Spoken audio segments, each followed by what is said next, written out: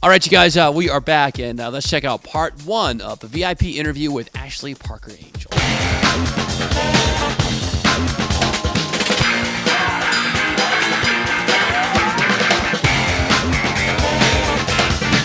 Hey, what's up, guys? It's Jay in the VIP Celebrity Lounge with Ashley Parker Angel. How you doing, man? What's up, man? I'm doing good, thank you.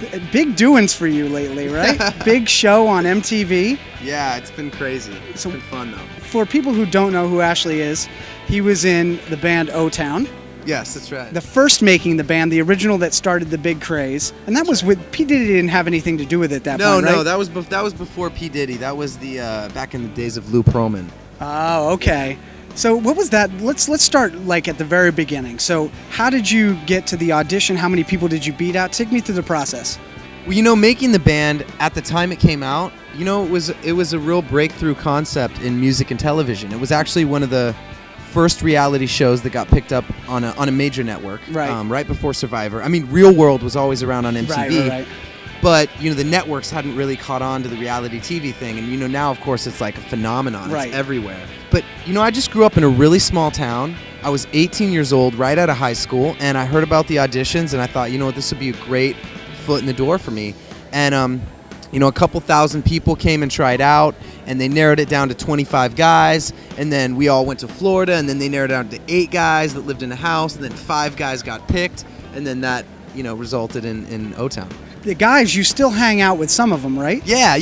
I have great friendships with all the guys. We went through such a crazy roller coaster ride together, And I think we always kind of knew in the back of our mind that we had like a limited time together as a group, just because of the way we came together. Right. We weren't a garage band that had been together for 5 years trying to get a record deal. We all loved music. We all got plucked from different parts of the United States. And we came into this really kind of like manufactured situation and tried to make it as organic as possible.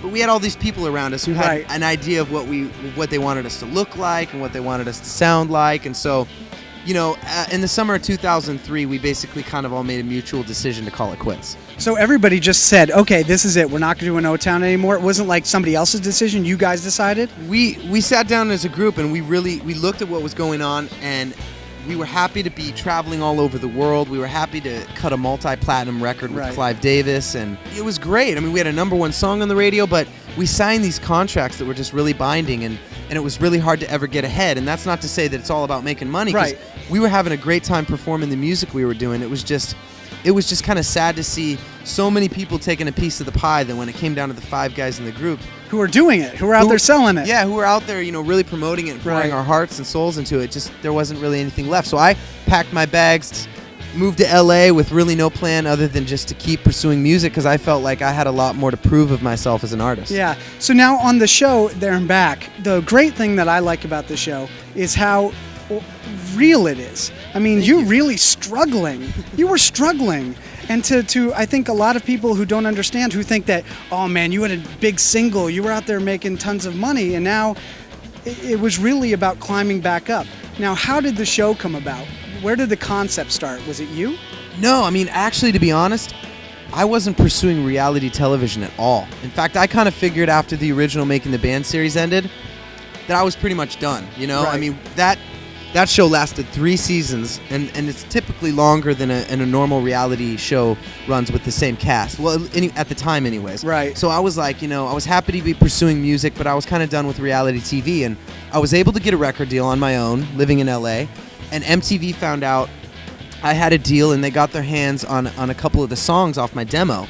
And they listened to it and really reacted to it, and they said, they contacted me through my record label and said, we want to take a meeting with Ashley. And I had no idea what the meeting was going to be about. Like, you were like blown away by. Yeah, I was like, of course I want to take a meeting with MTV, because I had this strange connection with MTV.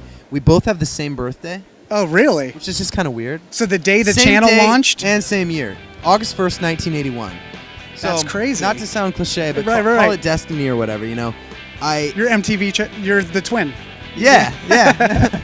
I went in, took the meeting, and they asked me what was going on in my life. They knew I was pursuing music. They said, we love the sound and the direction you're going in. Don't get offended, but you think O-Town, you get a certain impression, and it sounds nothing like that group. What's going on in your personal life? And I've always been a very real person. I've never tried to front and be someone I'm not. And I said, look, right now I'm like most Americans. I'm living off my credit cards. I'm floating my bills. Right. To be honest, I'm dead broke. Right. You know, I just found out my girlfriend was pregnant. And in the middle of all this, I'm trying to make a comeback in the music industry. And so your girlfriend was pregnant at the time that you went to the meeting? We just had found out. And they were like, we got you now. Yeah. we just found out. And that was just sort of another thing on my plate. And that I wasn't expecting. And they said, look, we think there's a real story here to tell. We'd love to showcase a former boy band member trying to break out of this really manufactured situation. And sorry, dude, I bit my tongue earlier. And like I can't talk very well. It's like swelling up. You know in what's my mouth. perfect is we're going to leave the audience with a tease, and we're going to come right back with more of Ashley Parker Angel when we come back. Coming up next, tips on befriending your coworkers.